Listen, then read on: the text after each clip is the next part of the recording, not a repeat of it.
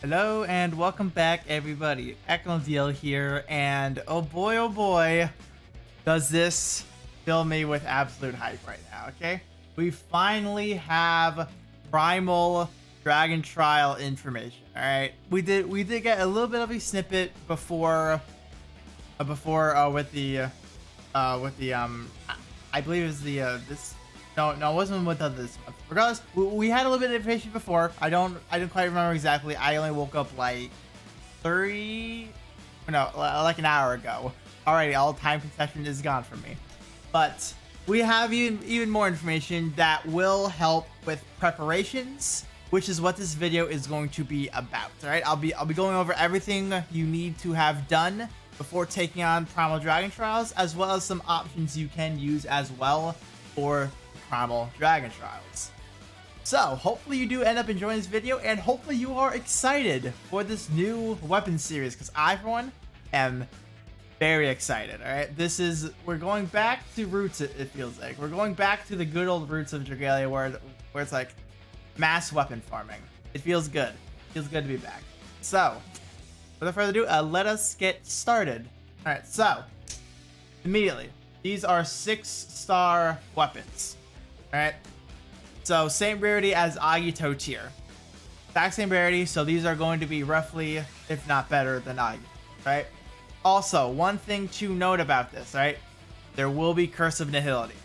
So for those who do dislike Curse of Nihility, unfortunately, they are in here. So I don't know what much else to say about that. I know people have their opinions about it. I, for one, am okay with it. It's their marketing ploy at this point, so I find it to be okay, sure. But do keep that in mind, all right? Curse of Nihility will be active in here. We will need to see the difference between Standard, Expert, and Master, though. I'm assuming it's going to be the same as Dominion, all right? A little bit of a story here, so feel free to read that just if you care, but that's story-based regarding Primal Midgard. So here are the might requirements. All right, so we have 22k for Standard, 34 for Expert, and 36 for Master.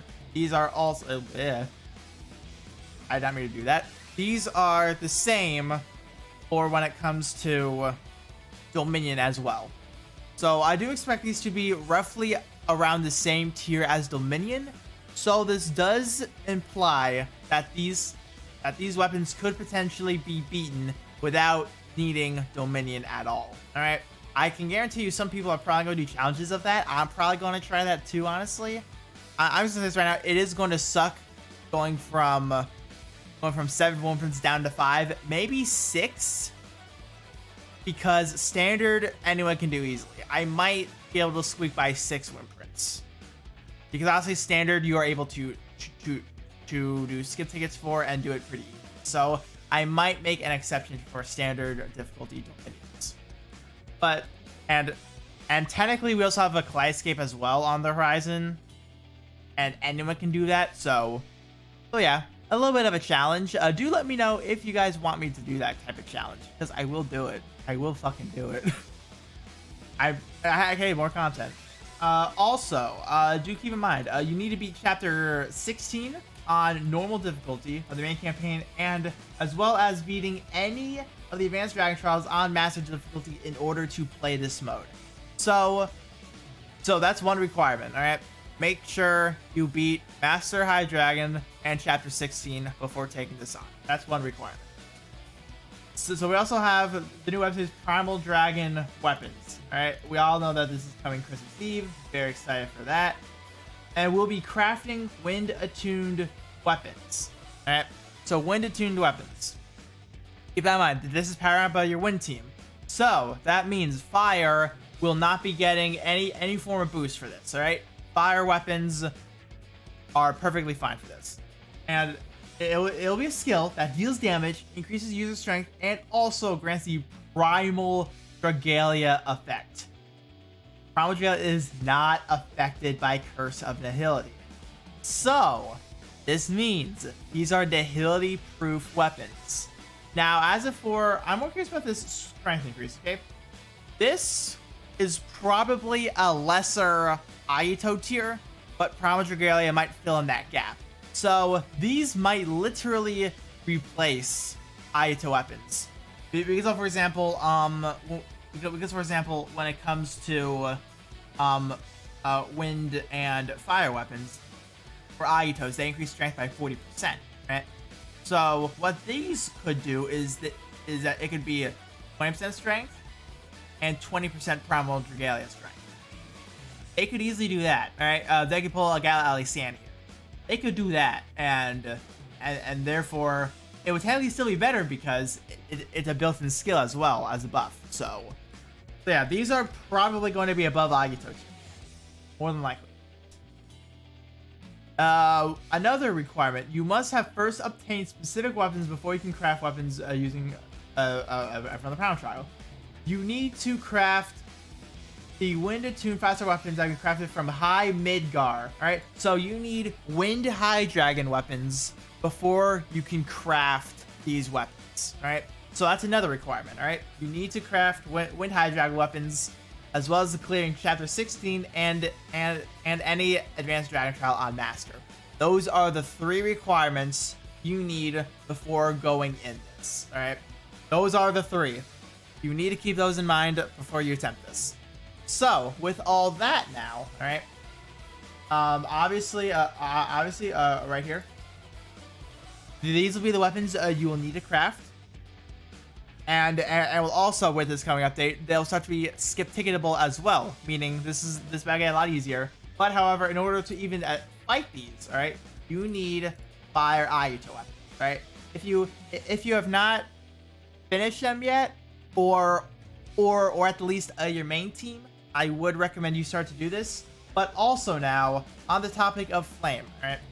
If you have not done any of your appropriate unit alters, being like fire, but let's say like using Galeonitis, again, your Mancaster dojos, or even like your other facilities, now would be the time to do so. All right, and one thing in particular I recommend is the flame tree.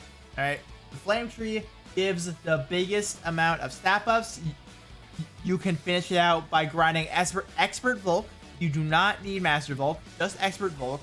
This is going to be a big source for you. All right, this I highly recommend you do work up and running. And also, once again, Dominion Prince, they are going to pretty much help. They're going to help you here, right? Because once again, we have the same might requirements. So we're only assuming that they're roughly around the same tier as Dominion.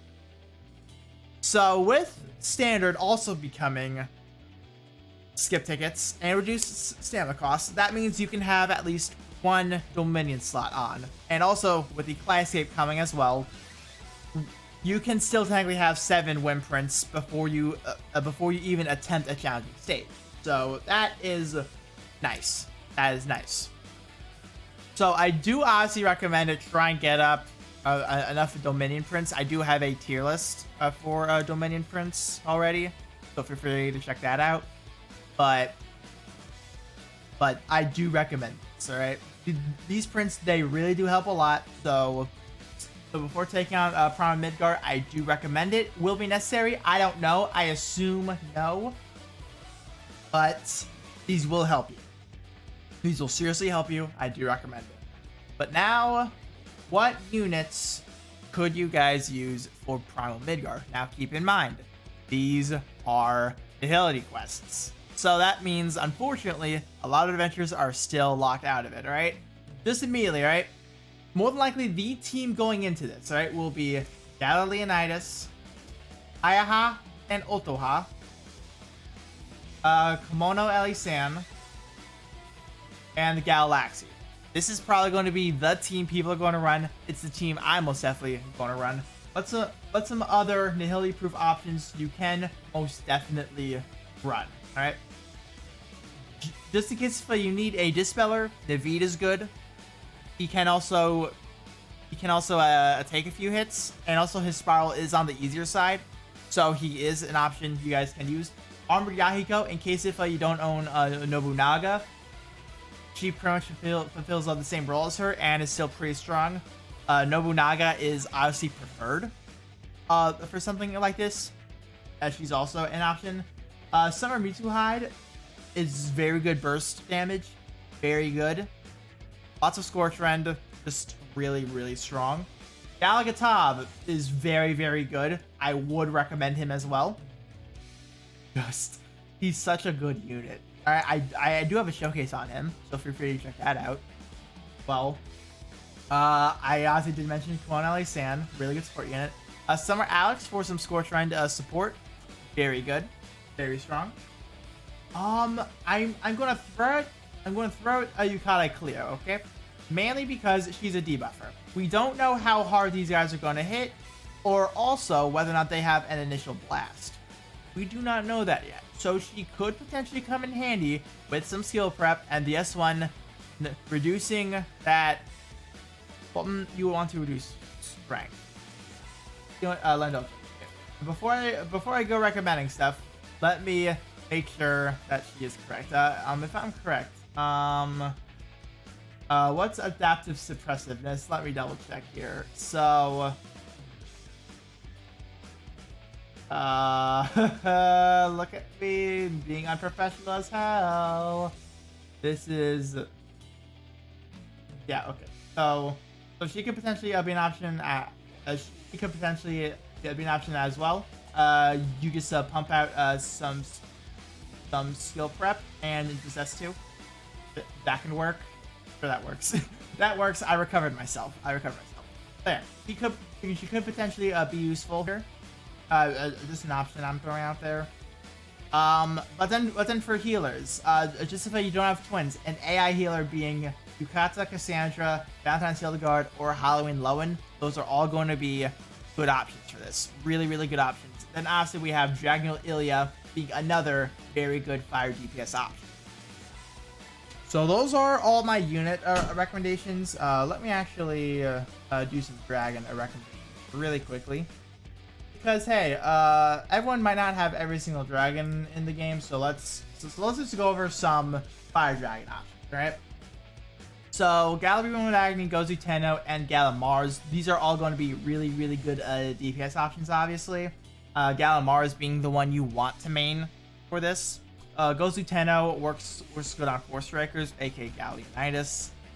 And Reborn Agni is just a very good AI dragon in general. Is very strong. Horus is going to be good on support units. I am going to use her. Horus is a healer. I'm going to use Horus on Kimono Elisan personally to make sure she gets those buffs up really nice and quick. So, yes, he's going to be good. I don't know about Arctos because one, Azelith obviously cannot be used, but I have a feeling because of how much stun twins have.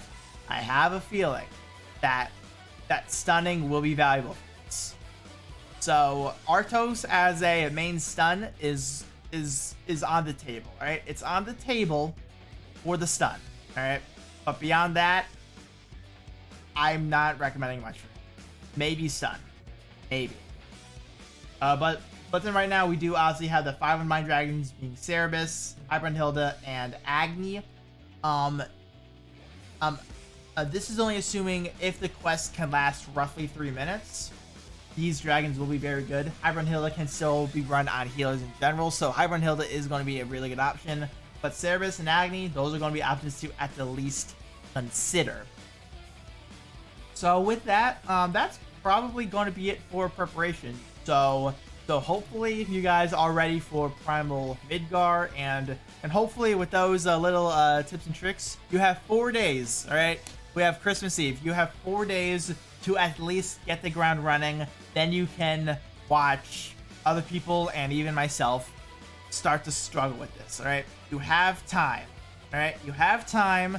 You don't need to rush it, but just if you do want the day one, all right?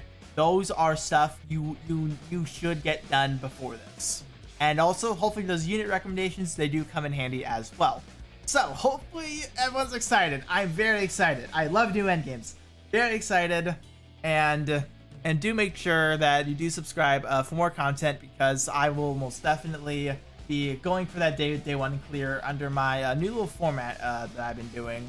And it's been really helping me out on not getting burnt out sitting on the recorder. So love that.